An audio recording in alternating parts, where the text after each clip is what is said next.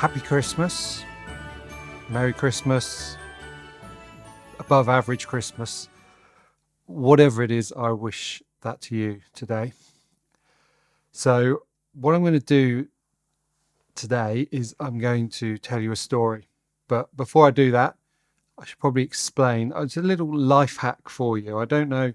Obviously, by now it's too late for buying presents. They're probably all done and maybe even opened and all kinds of things. But I'll give you a little secret. Okay, this is a little secret for buying presents. What if you're buying presents with someone you live with? The thing to do is to buy something that you want, something that you like, and then you give it to them, and you kind of saying, "Oh, I've thought about it. I've thought about what I would like, and I've wanted to give you something that I thought would be good." And if they like it, that's great. If they don't like it, you get to keep it. So that's my life hack for you. And the reason I'm telling you that is because I occasionally do this. And a long time ago, when my eldest son, Calvin, was just very little, Ruth and I bought him a Christmas present that really, we bought it because I wanted it. I sort of pushed for it to be bought because I really liked it. And over the years, I've continued to like it. I don't know if he likes it or not, but I don't care because I like it. And I've actually got it here. It was a book called You Are Special. If you can see that. By Max Lucado and illustrated by Sergio Martinez.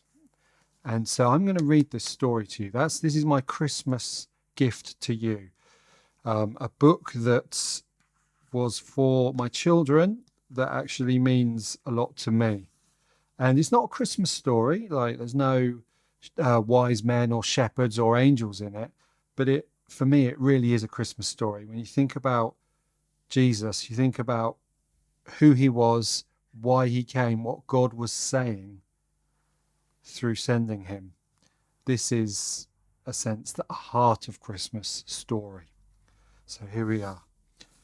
You Are Special by Max Lucado. Are you ready? Sitting comfortably? Let's begin. The Wemmicks were small wooden people carved by a woodworker named Eli. His workshop sat on a hill overlooking their village. Each Wemmick was different. Some had big noses, others had large eyes, some were tall and others were short.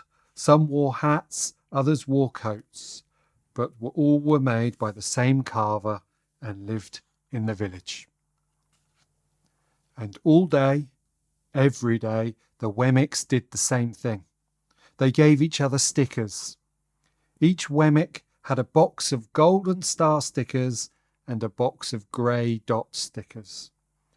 Up and down the streets, all over the city, people spent their days sticking stars or dots on one another.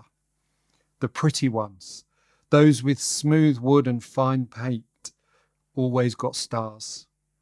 But if the wood was rough or the paint chipped, the Wemmicks gave dots.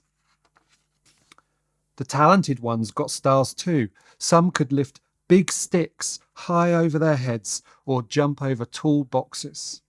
Still others knew big words or could sing pretty songs. Everyone gave them stars. Some Wemmicks had stars all over them. Every time they got a star, it made them feel so good. It made them want to do something else and get another star. Others, though, could do little. They got dots.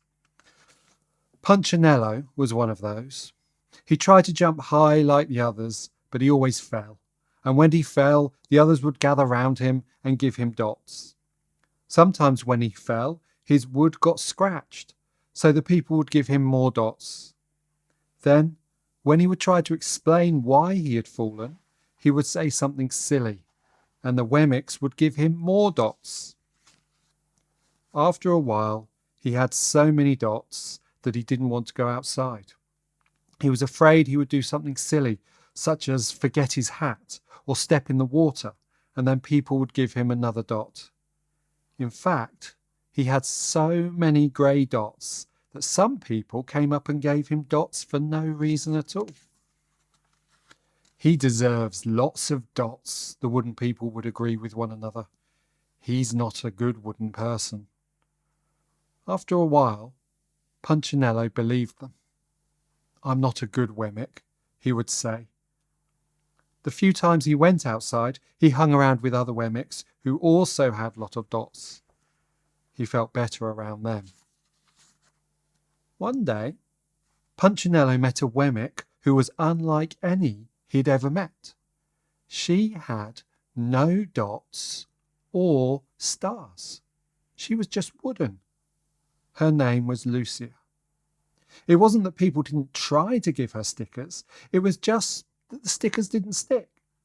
Some of the Wemmicks admired Lucia for having no dots, so they would run up and give her a star. But it would fall off. Others looked down on her for having no stars, so they would give her a dot. But that wouldn't stick either. That's the way I want to be, thought Punchinello. I don't want anyone's marks. So he asked the stickerless Wemmick how she did it. It's easy, Lucia replied. Every day I go to see Eli. Eli? Yes, Eli, the woodcarver. I sit in the workshop with him. Why? Why don't you find out for yourself? Go up the hill. He's there. And with that, the Wemmick who had no stickers turned and skipped away. But will he want to see me? Punchinello cried out. Lucia didn't hear. So Punchinello went home. He sat near a window and watched the wooden people as they scurried around giving each other stars and dots. It's not right, he muttered to himself, and he decided to go and see Eli.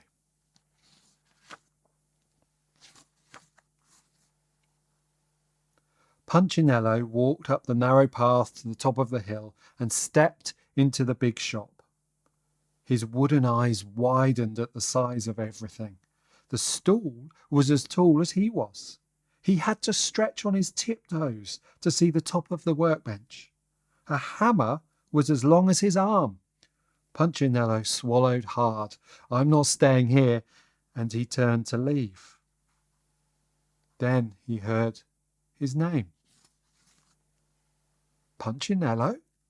The voice was deep and strong. Punchinello stopped. Punchinello, how good to see you. Come and let me have a look at you. Punchinello turned slowly and looked at the large bearded craftsman. You know my name? The little Wemmick asked. Of course I do. I made you. Eli stooped down and picked him up and set him on the bench. The maker spoke thoughtfully as he looked at the grey dots. Looks like you've been given some bad marks. I didn't mean to, Eli. I really tried hard. Oh, you don't have to defend yourself to me, child. I don't care what the other Wemmicks think. You don't? No, and you shouldn't either. Who are they to give stars or dots? They're Wemmicks just like you. What they think doesn't matter, Punchinello. All that matters is what I think.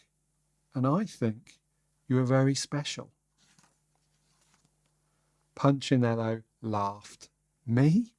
Special? Why? I can't walk fast. I can't jump. My paint is peeling. Why do I matter to you? Eli looked at Punchinello, put his hands on those small wooden shoulders, and spoke very slowly. Because you're mine. That's why you matter to me. Punchinello had never had anyone look at him like this, much less his maker. He didn't know what to say. Every day I've been hoping you'd come, Eli explained. I came because I met someone who had no marks, said Punchinello. I know. She told me about you. Why don't the stickers stay on her? The maker spoke softly. Because she has decided that what I think is more important than what they think. The stickers only stick if you let them. What? The stickers only stick if they matter to you. The more you trust my love, the less you care about their stickers. I'm not sure I understand. Eli smiled. You will, but it will take time. You've got a lot of marks. For now, just come to see me every day and let me remind you how much I care. Eli lifted Punchinello off the bench and set him on the ground. Remember, Eli said as the Wemmick walked out of the door, you are special because I made you, and I don't make mistakes. Punchinello didn't stop, but in his heart he thought, I think he really means it. And when he did, a dot fell to the ground. Have a good Christmas.